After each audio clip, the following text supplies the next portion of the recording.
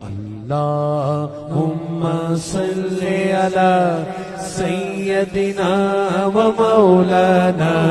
محمد اللہ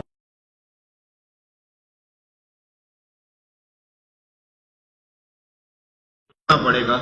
لیکن جو سچے عاشق ہوتے ہیں وہ اس راستے سے بھاگا نہیں کرتے اور عزیمت کی راہ کو کبھی چھوڑا نہیں کرتے. اس کی قیمت انہیں کچھ بھی ادا کرنی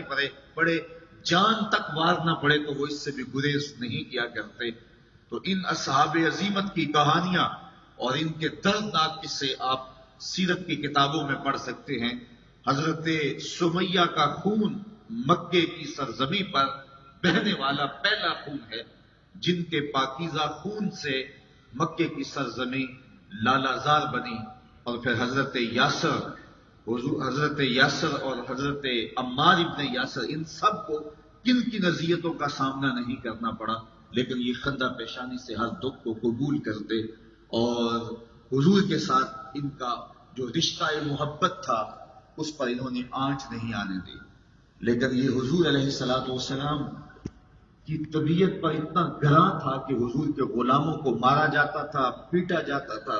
اور ان کو اذیتوں سے دوچار کیا جاتا تھا. حضور کی راہوں میں کیا کانٹے نہیں بچھے،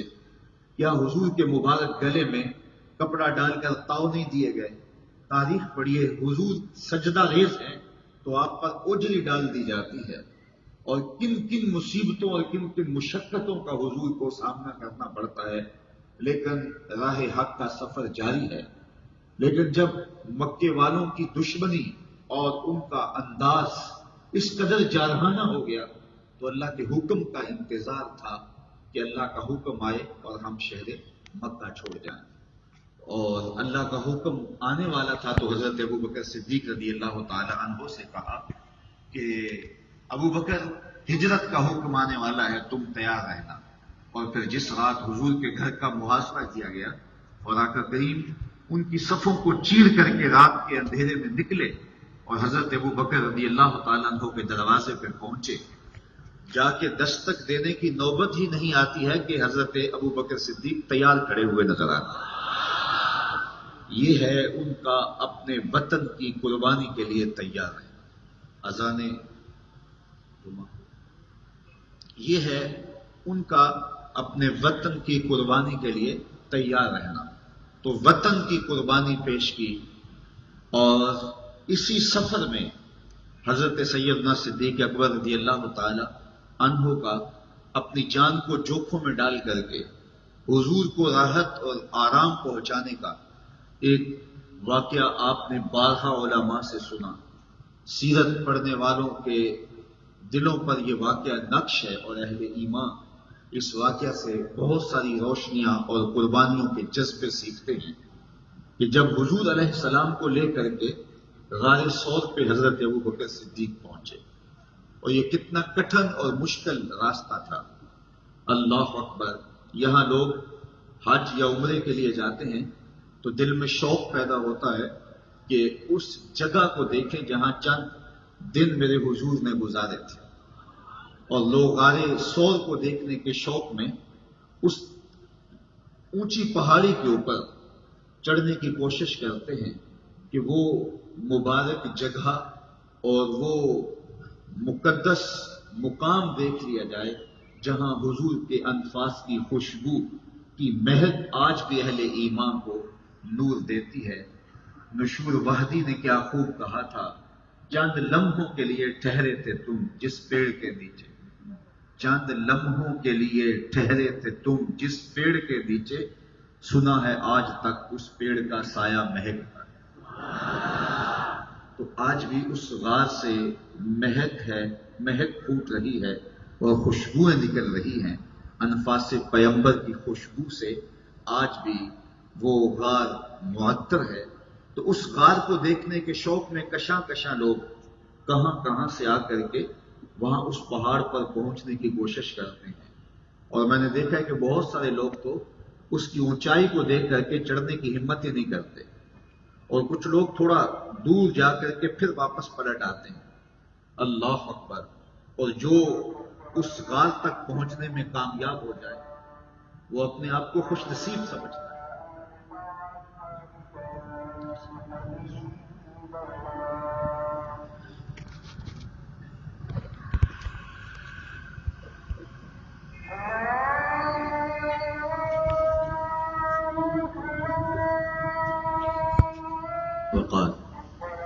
تو میں عرض کر رہا تھا کہ وہ بلند اور اونچا پہاڑ جہاں اپنے وجود کو لے کر کے پہنچ جانے والا اپنی قسمت پہ نازا ہوتا ہے اور وہ سمجھتا ہے کہ میں بڑا باہمت ہوں کہ یہاں تک چڑھ آیا ہوں، اور راستے میں کئی مرتبہ سانس بھی لیتا ہے، تو جہاں خود چڑھنا کٹھن اور مشکل ہے، میں سلام نہ پیش کروں سیدنا صدیق اکبر کی ذات کو کہ وہاں حضور کو کندھوں پہ اٹھا کے لے کے گئے،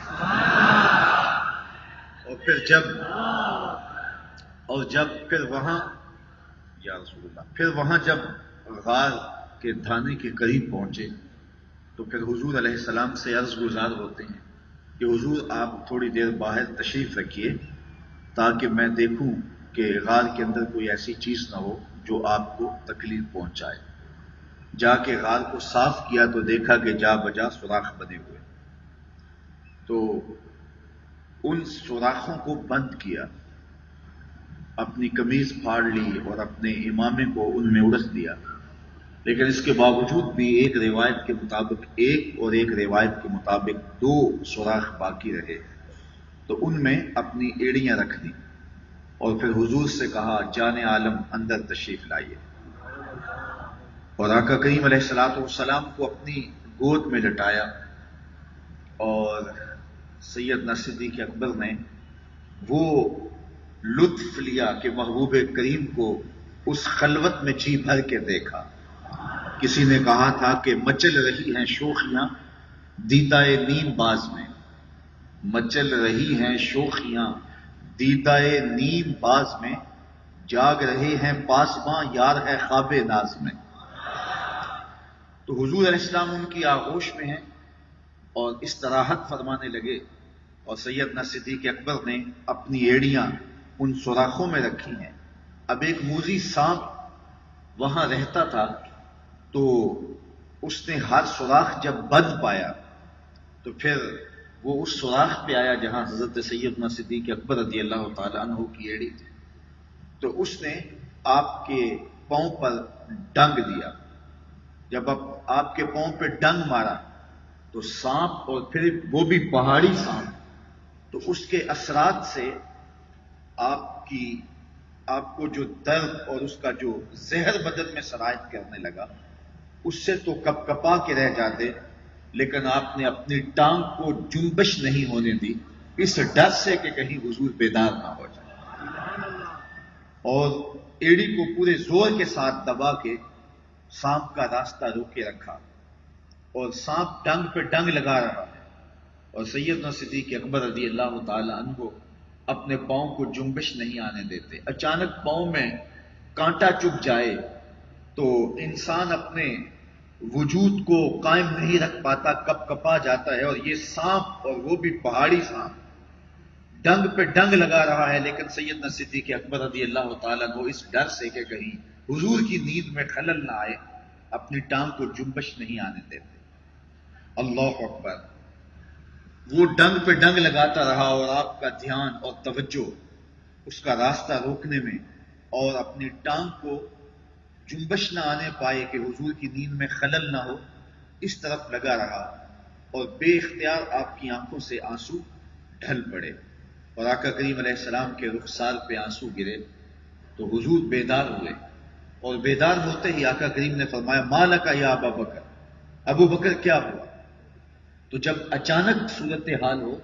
تو پھر انسان کسی سے جب مخاطبہ کرتا ہے تو اس کے القاب اسے یاد نہیں رہتے، اچانک صورتحال انسان کو القاب بھلا دیتی۔ آپ کے گھر کی ہمسائیگی کے اندر بہت بڑا شیخ الحدیث رہتا ہو، بہت بڑا عالم رہتا ہو، بہت بڑا معتبر شخص رہتا ہو، جس کا نام آپ القابات بیان کرنے کے بعد ہی لیتے ہو، لیکن آپ کے گھر میں کوئی مسئلہ ہو گیا، کوئی چور گھس آیا، کوئی آگ لگ گئی، تو آپ نے اس کو پکارنا ہوگا، تو کیا اس کے القابات سے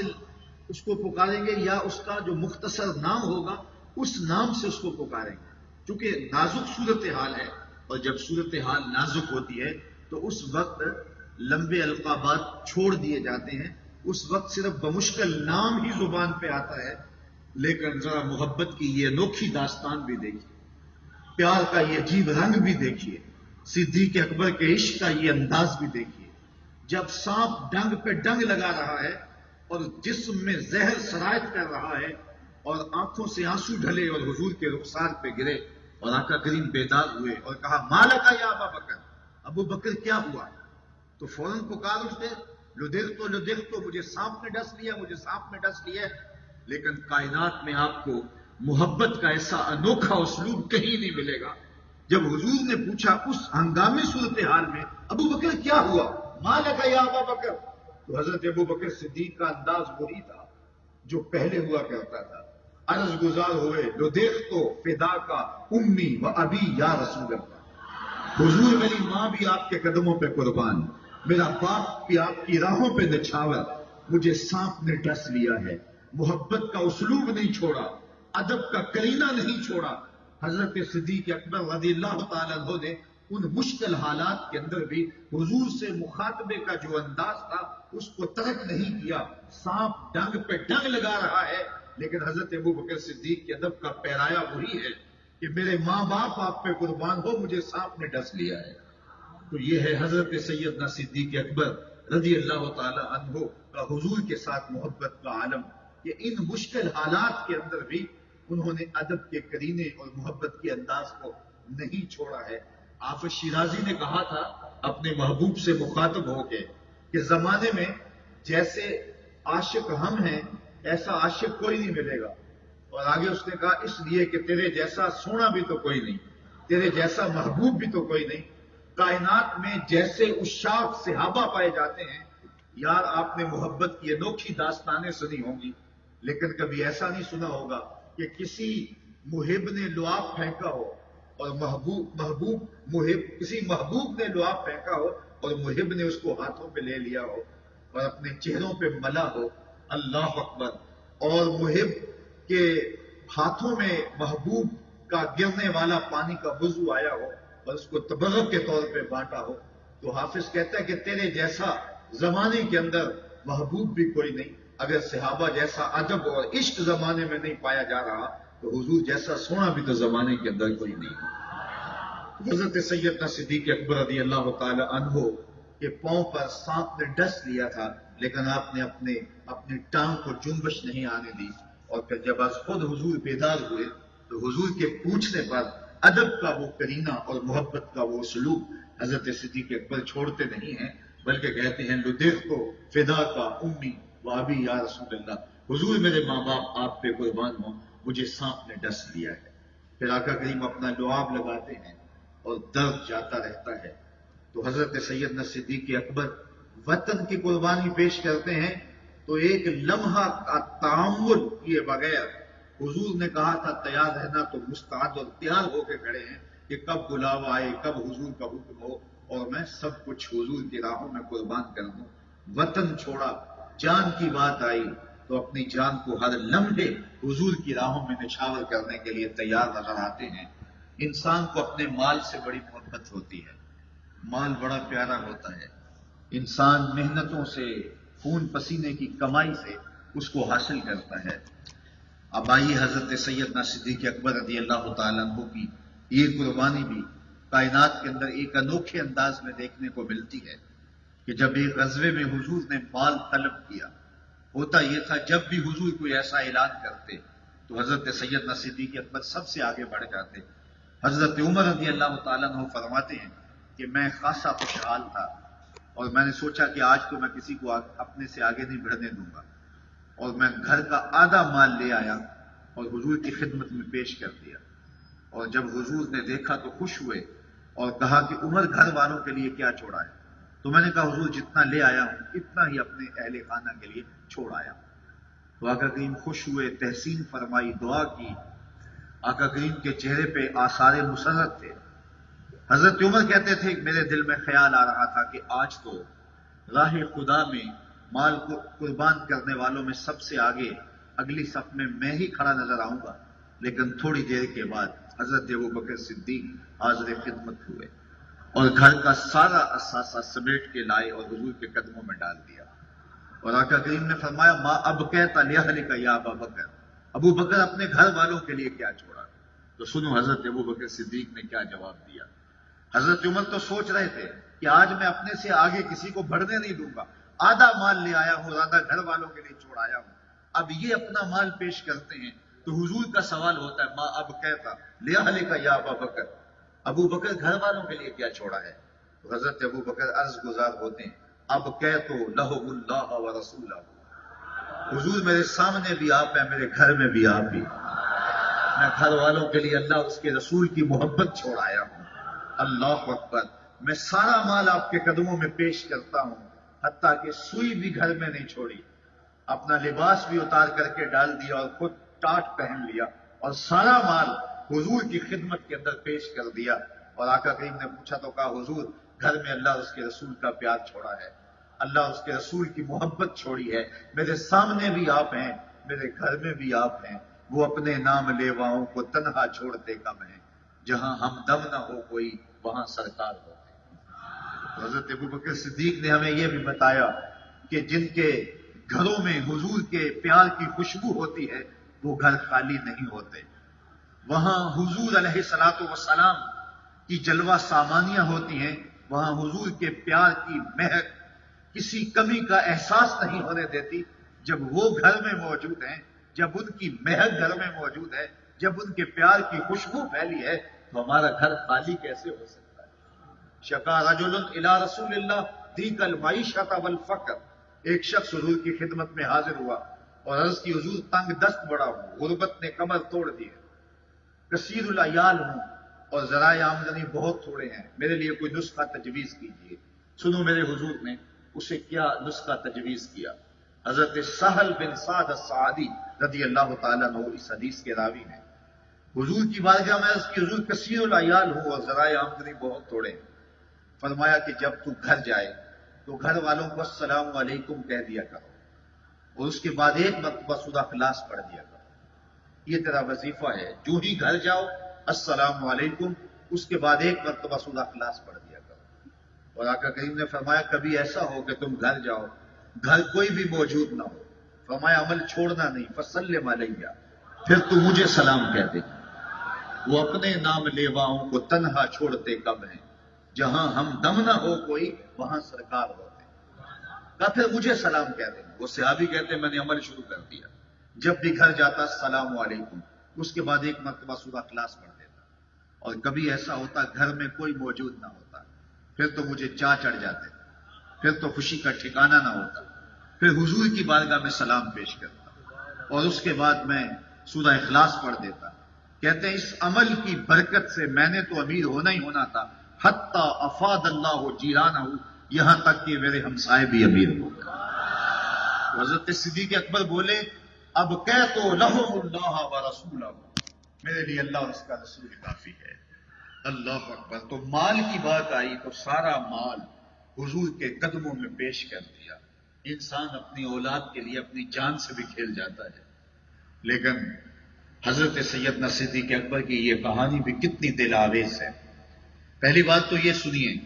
کہ یہ سیدنا صدیق اکبر رضی اللہ تعالی عنہ کو اعزاز حاصل ہے کہ آپ کی 4 پشتیں صحابی ہیں، اور یہ شرف صرف آپ کو ہی نصیب ہوا ہے. آپ کے والدین، خود آپ کی اولاد اور اولاد کی اولاد، 4 پشتوں کو اس شرف سے ممتاز کیا گیا. لیکن ابتدا میں آپ کے والد بھی اسلام نہیں لائے تھے اور آپ کے بیٹے بھی اسلام نہیں لائے تھے. تو جب بعد میں اسلام لے آئے تو ایک دن گھر میں بیٹھے بیٹھے بات ہوئی تو آپ کا بیٹا عبد الرحمن بن ابی بکر آپ سے عرض کرنے لگا کہ ابا جان، بدر کی جنگ میں آپ میری تلوار کی زد میں آ گئے تھے اور اگر میں چاہتا تو آپ کا سر قلم کر سکتا تھا،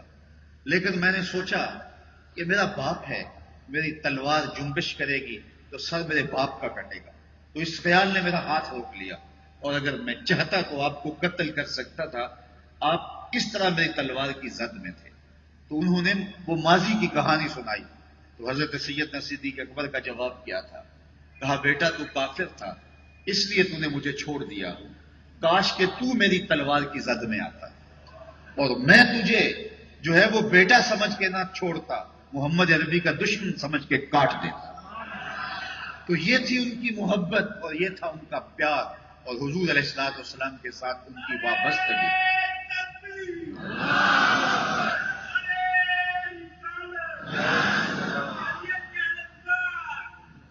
تو مال قربان کیا، جان حضور کی راہوں میں نچھاور کرنے کے لیے ایک ایک لمحہ تیار رہے اور اپنی جان کی پرواہ نہیں کی، اپنی اولاد حضور کے قدموں میں قربان کرنے کے لیے جذبوں کا ایک جہاں آباد تھا سینے میں، اور اپنے وطن کی قربانی پیش کی، اور پھر آقا کریم علیہ السلام کے لیے اپنا سب کچھ نچھاور کر دیا۔ کہتے ہیں حضور کا سایہ نہیں تھا، لیکن صدیق اکبر سائے کی طرح حضور کے ساتھ رہے، ایک ایک لمحہ حضور کے ساتھ رہے، کوئی وقت الگ نہیں کاٹا، بس حضور کے ساتھ، یہاں تک کہ اللہ نے ان محبت بھرے لمحوں کو ایسا قبول کیا کہ آج بھی حضور کی قربت انہیں نصیب ہے، آج بھی آقا کریم علیہ الصلوۃ والسلام کی قربتیں انہیں حاصل ہیں۔ ایک پہلو میں حضرت ابو بکر صدیق رضی اللہ تعالی عنہ اور حضرت عمر رضی اللہ تعالی عنہ تشریف فرما ہیں۔ ایک دن حضور مسجد نبوی سے باہر نکل رہے تھے، دائیں ہاتھ میں ابو بکر کا ہاتھ تھا اور بائیں میں حضرت عمر کا ہاتھ تھا، اور ایسے باہر تشریف لا رہے تھے، آگے سے کچھ لوگ آئے تو ان کو دیکھ کے کہا ہا کازا نبعث یوم القیامہ، ہم قیامت کے دن قبروں سے یوں ہی اٹھائے جائیں گے۔ اللہ اکبر، ایک ہاتھ میں ابو بکر کا ہاتھ ہوگا، ایک ہاتھ میں عمر کا ہاتھ ہوگا۔ تو حضرت سیدنا صدیق اکبر نے ساری زندگی آقا کریم علیہ الصلوۃ والسلام کے ساتھ قربت کا وہ رشتہ رکھا، معیت کا وہ رشتہ رکھا کہ جو انتقال اور وصال کے بعد بھی نہیں ٹوٹا۔ حضور کے وصال کے بعد حضرت سیدنا صدیق اکبر رضی اللہ تعالی عنہ کی زندگی بہت زیادہ کٹھن ہو گئی تھی، اور حضور کی جدائی کا صدمہ انہیں توڑتا تھا اور ان کا کلیجہ پگھلاتا تھا،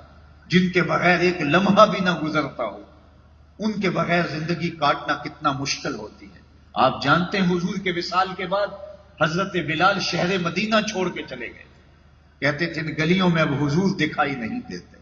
اللہ اکبر، وہ تاریہ میں جا کے سکونت پذیر ہو گئے تھے، شام کے ایک قصبے میں۔ اسی طرح صحابہ کی عجیب حالت تھی حضور کے وصال کے بعد، اور عجیب عالم تھا ان کے درد کا، اور عجیب کیفیت تھی، بلکہ وہ اونٹنی جس پر حضور سوار ہوا کرتے تھے وہ حضرت فاطمہ کے دروازے پر سر رکھ کے رویا کرتی تھی، اور حضرت سیدہ فاطمہ کہا کرتی تھی سبت علیہ مصائب لو انہا سبت علی الایام سرنا لیالیا، میرے اوپر وہ پہاڑ ٹوٹ پڑے ہیں دکھوں کے، اگر وہ دنوں پہ پڑ جاتے تو دن کالی راتیں بن جاتے۔ اللہ اکبر، سیدنا صدیق اکبر کے قلب کا عالم کیا ہوگا، لیکن خلافت کی جو ذمہ داریاں تھیں ان کو نبھایا، اور مانعین زکوٰۃ کے خلاف پوری قوت کے ساتھ کھڑے ہوئے، اور آپ نے یہ اعلان کیا کہ اگر وہ حضور کے زمانے میں ایک رسی بھی دیا کرتے تھے میں چین سے نہیں بیٹھوں گا جب تک وہ رسی بھی وصول نہیں کر لیتا۔ اور پھر جب ختم نبوت کی بات آئی اور حضرت سیدنا صدیق اکبر جس جلال کے ساتھ اٹھے، اور مسیلمہ کذاب کا جس طرح انہوں نے جو ہے وہ ناطقہ بند کیا اور اس کی سرکوبی کی، یہ تاریخ کا انوکھا اور البیلا باب ہے۔ حضرت سیدنا صدیق اکبر کا جب آخری وقت آنے لگا تو حضرت سیدنا علی المرتضیٰ سے فرمایا اے علی، جب میں مر جاؤں تو جن ہاتھوں سے حضور کو غسل دیا تھا انہی ہاتھوں سے مجھے غسل دینا، اور یہ وصیت بھی کی حضرت سیدنا صدیق اکبر نے کہ مجھے پرانے کپڑوں میں کفن دینا، نئے کپڑوں کا حقدار مرنے والے کی نسبت زیادہ زندہ رہنے والا ہے، اور پھر مجھے غسل دے کے، مجھے پرانے لباس میں کفن دے کے میری لاش کو اٹھانا، جنازہ پڑھ کے حضور کے قدموں میں لے جانا، اور عرض کرنا یا رسول اللہ ھذا ابو بکر یستاذنو کا، یہ ابو بکر ہیں جو آپ سے آپ کی قربت میں دفن ہونے کا اذن طلب کر رہے ہیں۔ اللہ اکبر، ایسا ہی ہوا۔ حضرت صدیق اکبر رضی اللہ تعالیٰ عنہ کا انتقال ہوا، فجاء علی مسترجعا، حضرت علی روتے ہوئے آئے، انا للہ و انا الیہ راجعون کے کلمات ان کی زبان پر تھے، اور خود غسل دیا، پھر جنازہ ہوا، اور پھر عاشق کا جنازہ مدینے کی گلیوں سے جو ہے وہ گھوم کر نکلا اور محبوب کے کوچے میں جا پہنچا، اور حضور کے روضہ انور کے سامنے آپ کا جسد اطہر رکھ دیا گیا، اور صحابہ نے، حضرت انس کہتے ہیں عرض کی یا رسول اللہ یہ ابو بکر ہیں اور آپ کی غربت میں دفن ہونے کی اجازت مانگتے ہیں، اور یہ کہہ کے درود پڑھنے لگے۔ گنبد خضرا اس وقت تو تعمیر نہیں ہوا تھا، حجرہ عائشہ تھا اور اس کو باقاعدہ تالا لگا ہوا کرتا تھا، جس کی چابی حضرت سید عائشہ سلام اللہ علیہا کے پاس ہوا کرتی تھی۔ تو تالا خود بخود کھلا اور کنڈی کھلی اور اندر سے آواز آئی اوصل الحبیب الی الحبیب لان الحبیب الی الحبیب مشتاق، یار کو یار سے ملا دو، یار تو پہلے ہی یار کا انتظار کر رہا ہے۔ جے شک ہووی تے چل مدینے، جے شک ہووی تے چل مدینے، آ ویکھ لے جوڑ مزاراں دا، بن یار نبی دیاں یاراں دا۔ وآخر دعوانا ان الحمدللہ۔